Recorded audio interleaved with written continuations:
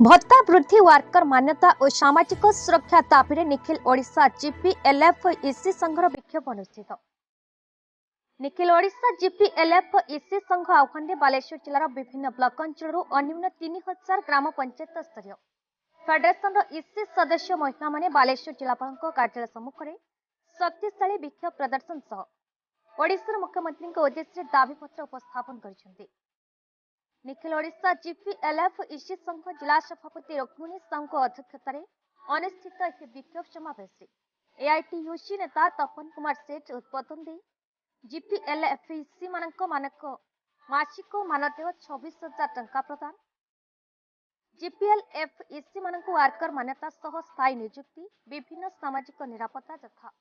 BSKY बीमा कार्यकाल 62 वर्ष को धार्य करने कार्यकाल मध्य मृत्यु हेले 5 लाख टंकार सहायता राशि 62 वर्ष कार्य अव्याहति पर 5 लाख टंकार सहायता अवसर पर मासिक पेंशन 10,000 टंका घोषणा दाबी यह आंदोलन अनुष्ठित होती सूचना दे दाबी पूरण पर्यंत राज्यव्यापी आंदोलन चालू रही चेतावनी देते जिला संपादिका स्मारकी स्वाई आंदोलन पृष्ठभूमि सूचना देते संघ उपदेष्टा उमेश चंद्र नायक राज्यस्तरीय आंदोलन 15 मार्च में भुवनेश्वर चला अभियान पर परामर्श देते ए विक्षोभ में शकुंतला बेहेरा मनोरमा कमिला कनकलता विश्वाल मिनती साहू गीतांजलि पात्र ममता मिश्र सुजाता दास पार्वती राउत मानसी दास अस्मिता परिड़ा सदर ब्लॉक संजुलता सेठी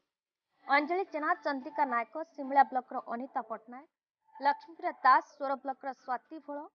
और प्रियदर्शिनी महापात्र रेमुणार रुक्मणी सियाल बाहनगर पार्वती मानी बेहरा मंदाकिनी पंडा औपतर कनकलता विश्वाल सरस्वती बेहरा जलेश्वर कविता पंडा कविता पाल